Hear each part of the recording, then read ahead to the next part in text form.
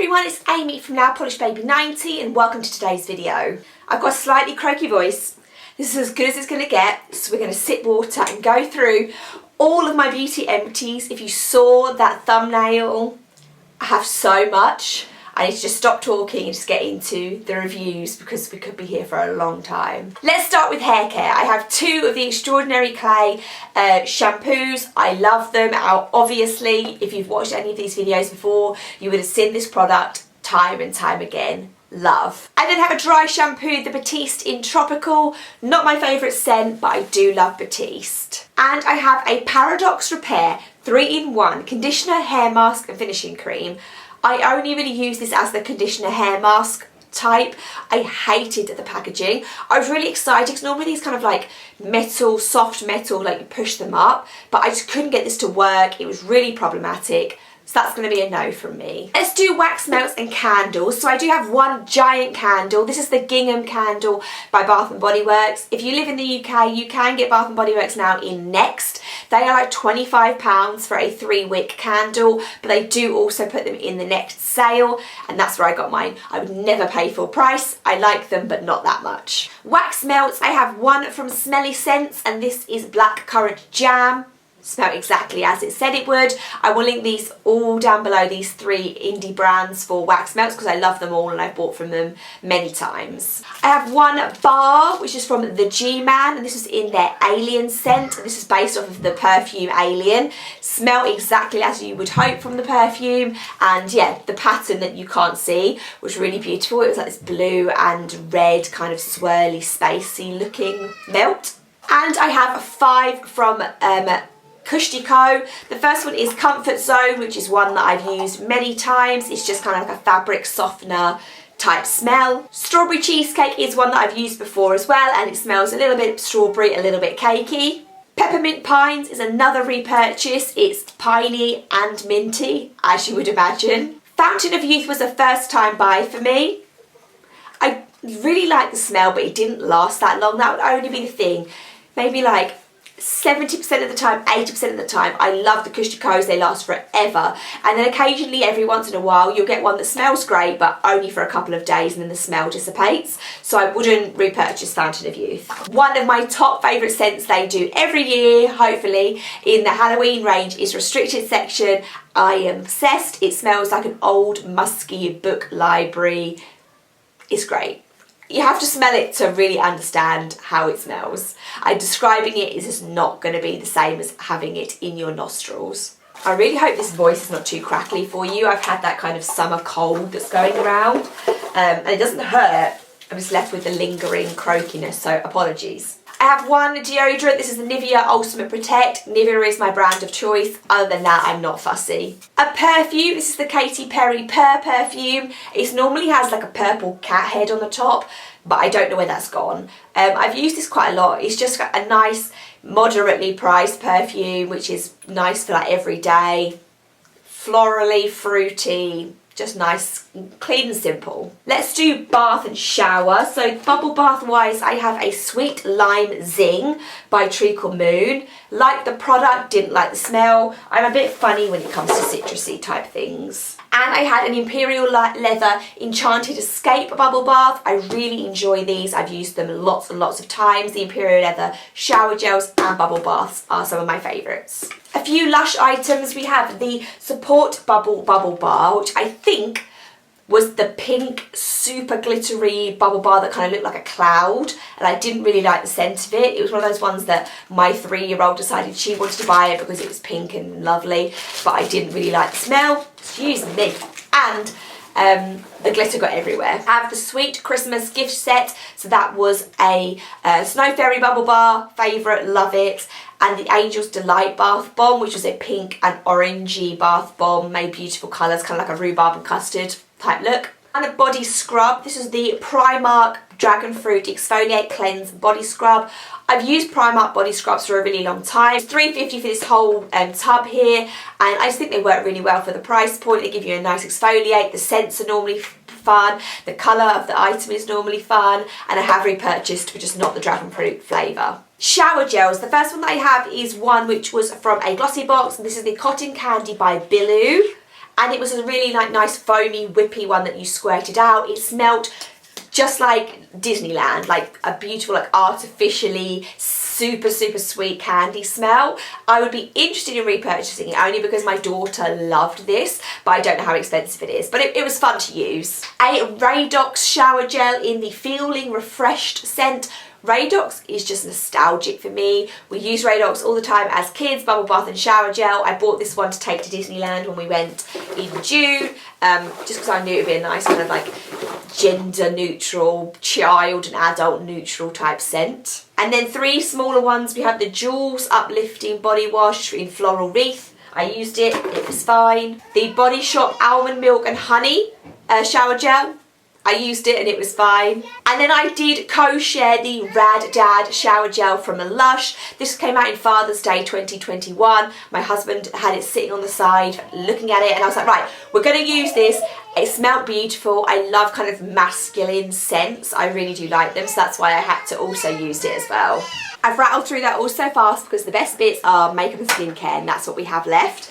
My daughter has joined us. She's playing with her Sylvanian family's house, so yeah, and a cat. Just everybody's coming to join me. Skincare, the first thing we have is a, I can't even think of the words, body lotion from Bath and Body Works. This is in the scent Wild Apple and Daffodil. I actually got this in at Bath and Body Works in 17 or 18, and it was just sealed and in my drawer, so I wasn't sure if it was going to be nice still, but it was. It was sealed, I hadn't used it, and it worked fine. Will I repurchase? Maybe. When I go in Bath and Body Works, I just get suckered in and I come out with a whole shop. I can't resist. I have a facial oil. This is the Monu Soothing Hawaiian Facial Oil. I've had this for over 2 years and I used probably a third of it. So I have poured out the rest and got rid of it. I only use facial oils maybe once every 4 to 6 weeks when I do at-home dermaplane. So I don't use it that much, and that's just why that one was fine, but I just felt like it had been open for so long. SPF, because we're in summer, so this is the Super Anti-Aging UV 50. I am good. I do wear SPF, I would say, every day in the summer and then most days in the winter. This one is one of my first main experiences with SPF, to be honest. I've only started wearing it probably every day in the past 18 months. I like this one because you can use it as a primer and you can put makeup on top of it. However, some of the morning serums that I tended to use would kind of break down with this, so it was kind of pros and cons. I could use it as primer, but I couldn't really use it with other treatments, so I'm exploring SPF, but this was good and I did repurchase it. I have a bio oil. I bought this after I had my son. He's 6, so I've had this for a long time, and I ended up just putting a couple of drops in bubble baths every time. I bought it because I was thinking I would use it on some stretch marks on my legs, but they're not that bad, and I've decided just to kind of let live with them rather than try and treat them, so I use this up by putting it in a bubble bath. A couple of things from Fourth Ray, which is Colourpop's skincare brand. The first one is the Aha Moment Enzyme Mask, which is the AHA mask. I really like AHAs. Any way I can get them into my skincare routine, I do. It kind of looked like a white clay in consistency and would just dry like a clay mask. I liked it. Would I pick it up again? Possibly. I would just say to anyone that's not tried Fourth Ray, I really enjoy their skincare brand. The next item will kind of show us the point, but this is the AM to PM cleanser. I really like this one. It was kind of like an oily and gel hybrid mixture. I just wish it took off my makeup a little bit better, so you definitely needed a double cleanse with this as a cleanser. With the Colourpop range, I like it because I can buy, and I've tried tons of stuff, but I'm maybe not obsessed with anything specifically.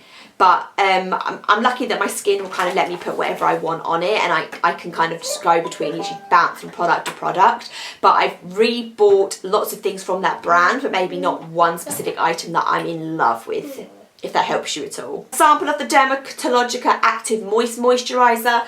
They're not my favourite moisturisers. There's one that I really hate. That one was just fine. A moisturiser that I love is the Origins Drink Up Intensive. It just smells like heaven. I love it. Every time I buy this, I'm just obsessed with it. This has been a product that I've repurchased over and over again. Another mask, this is the Glam Glow Bright Mud Mask. This is my favourite one that they had. It's kind of like the orangey, citrusy type look. This is the new packaging. It used to be like a bright orange packaging and now it's more muted. But my favourite Glam Glow mask that I do for sure.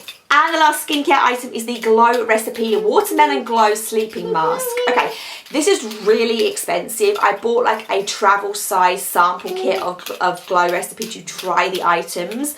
I, in principle, like this. It lasted a really long time considering it's quite a small jar. The feeling of it was really, really nice. However, if this is an overnight intensive sleeping mask, I forgot what I was saying, I don't think it really fit that bill. I put this on and I didn't feel that like I got an overwhelming like deep moisturization overnight, whereas like with the Drink Up Intensive from Origins, I woke up feeling like super hydrated. So I just think for the money, I don't really understand the concept of it, because to me it didn't perform as a sleeping mask would, albeit that I did enjoy the product, but I just don't think maybe it's labelled up right. Does any of that make sense? So, no. Okay, so for makeup we have 3 sprays. The first one is the you can show them in a minute. The MUA Makeup Academy Pro Base Nourishing Rose Facial Spray. It was a rose watered spray. It was fine. Then I have the Setting Spray by Saint Luxe. This is a glossy box item. I've never heard of this brand, but I did really actually enjoy it. Although I have so many setting sprays, I don't know if I'd repurchase this specific one. Show them what you've got then, Andie. So Andie has, if we can see, hold it over this way slightly, we have a Colour Lash Mascara from Collection, which is what I use to set my brows. Have repurchased this over and over again. We love it. And we then have the e.l.f. Eyeshadow Primer, again, and this is just in the sheer. I've used this over and over again and I've repurchased. The other setting spray that I had, woohoo, come sit down, is the Morphe Continuance Setting Mist. I love this. There is something about the way that it sprays out and the kind of mist that you get with it that is just glorious. I will be repurchasing this. Do they sell it in Sephora? Or do they have Morphe standalone stores? If I can find this when I'm in America, I will be repurchasing. Then we have 3 more things. Andie has the 2 mascaras. The first one that we have is the Scandalise Wow by Rimmel. Quite like this one, that was fine. And then we have the Tarte in the Pride packaging for Lights Camera Lashes. Again, like that one. I'm not super fussy with mascaras. I don't ever really repurchase, so yeah. Last item of the entire video. Do you want to hold it? This is the last one. We've done that. I've done those ones already. You came in halfway through and I've already done those ones. The very last item our assistant is showing us is the Fix and Rouge Satin Soft Blurring Primer. So this is a primer. It just felt like really like a serum, almost super lightweight. And considering it says on there that it's a blurring primer, I wasn't really associating it with being such a lightweight, because I don't know if you can even see it with this left. So it's kind of like, I don't know if you can even see that. So it's really, really like a, almost like a water gel cream. It's very, very bizarre. I do have another one of these because I got 2 of them in one glossy box by accident, I'm presuming. So I am going to use the other one up and it was fine, but it was just really unexpected. I made it through. That is everything that I've used up Empties wise. A lot of things. So I hope you enjoyed sitting through my beauty empties with me. Give me a thumbs up, subscribe, and I will see you soon. Bye.